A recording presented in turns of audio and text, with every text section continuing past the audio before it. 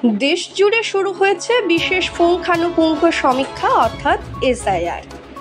এই নিয়ে অনেকেই বেশ চিন্তিত, অনেকে ভয় পাচ্ছেন, অনেকেই আবার আতঙ্কিত।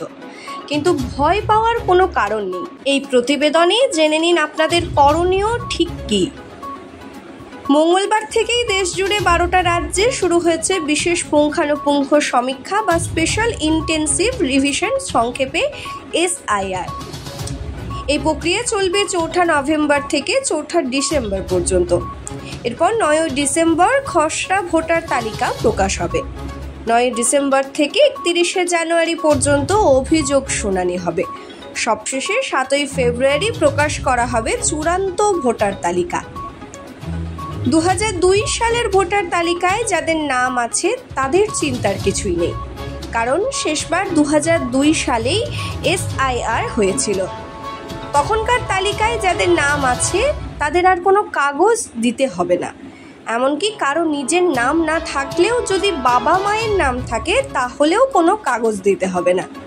তবে যাদের বাবা মায়ের নামও তালিকায় নেই তারা প্রথমে জেলা শাসককে জানাতে পারবেন, তারপর প্রয়োজনীয় কাগজ জমা দিতে হবে। এই ক্ষেত্রে 3টে ফর্ম আছে: ফর্ম 6, ফর্ম 7 আর ফর্ম 8। ফর্ম 6 নতুন নাম যোগ করার জন্য, ফর্ম 7 নাম বাদ দেওয়ার জন্য, ফর্ম 8 ভোটার স্থানান্তর বা সংশোধনের জন্য। এই পুরো প্রক্রিয়ার বড় একটা উদ্দেশ্য হলো বেআইনি বিদেশি অভিবাসীদের চিহ্নিত ও তালিকা থেকে বাদ দেওয়া। তাই ভোটারদের জন্মস্থান যাচাইয়ের কাজেও জোর দেওয়া হচ্ছে। সাম্প্রতিক সময়ে বাংলাদেশ ও মায়ানমার থেকে অবৈধভাবে আসা নাগরিকদের বিরুদ্ধে যে ব্যবস্থা নেওয়া হচ্ছে তার পটভূমিতে এই সমীক্ষা আরও গুরুত্বপূর্ণ।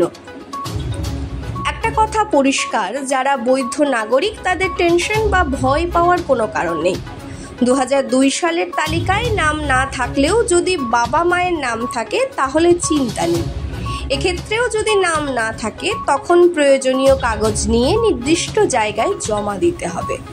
জেনে নিন ভোটার তালিকায় নাম যোগ করার জন্য যেসব নথি লাগবে। মূলত সরকারি নথিই লাগবে। আধার কার্ড দেওয়ার কথা বলা হয়েছে, কিন্তু এক্ষেত্রে স্পষ্ট করে জানানো হয়েছে আধার শুধু পরিচয়পত্র, নাগরিকত্ব বা ডমিসাইলের প্রমাণ নয়। এটা সুপ্রিম কোর্টও জানিয়েছেন। কমিশন মোট 11টা নথি বলেছে যেগুলো গৃহীত হবে। 1 কেন্দ্র বা রাজ্য সরকারের পেনশন হোল্ডারের আইডি কার্ড। 2 1 জুলাই 1987 আগে ব্যাংক বা পোস্ট অফিসের কোনো নথি। 3 সরকারি জায়গা থেকে পাওয়া জন্ম সার্টিফিকেট। 4 পাসপোর্ট। 5 মাধ্যমিক, কলেজ বা বিশ্ববিদ্যালয়ের সার্টিফিকেট। 6 রাজ্য সরকারের উপযুক্ত কর্তৃপক্ষের দেওয়া পার্মানেন্ট রেসিডেন্ট সার্টিফিকেট। 7 যেসব নাগরিক বা আদিবাসী জঙ্গল সংলগ্ন এলাকায় থাকেন তাদের জমির নথি নেই, তাদের জন্য ফরেস্ট রাইট সার্টিফিকেট। 8 জাতিগত শংসাপত্র অর্থাৎ OBC, SC, ST certificate. 9 NRC certificate যদি থাকে। 10 উপযুক্ত কর্তৃপক্ষ থেকে পাওয়া ফ্যামিলি রেজিস্টার্ড সার্টিফিকেট।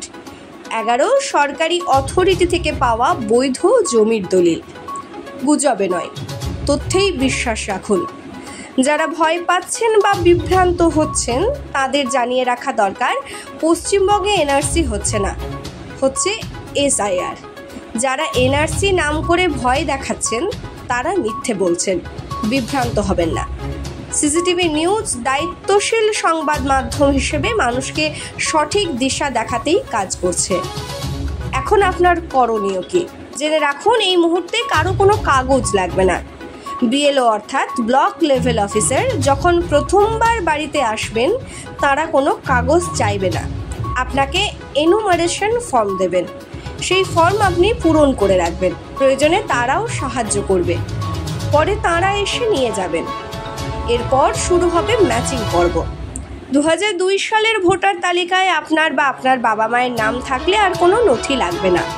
আর একটা গুরুত্বপূর্ণ তথ্য, এই পর্ব চলাকালীন আপনি সাময়িক বাড়িতে না থাকলেও চিন্তা নেই।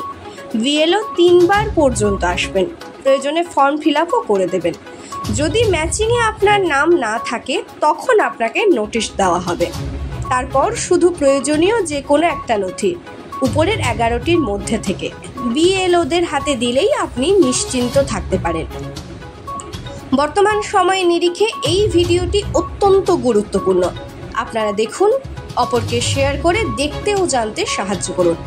CCTV news, Santiniketan.